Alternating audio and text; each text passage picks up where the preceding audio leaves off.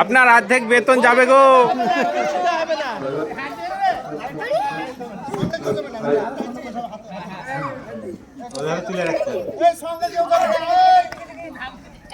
কোনো আওয়াজ হবে না।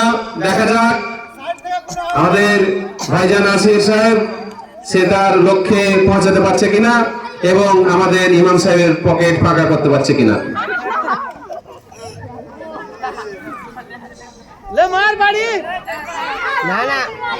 কোন রকম না চোখে ওইরকম ভাবে টানা করলে হবে না। আপনি মনে করছেন যে চোখ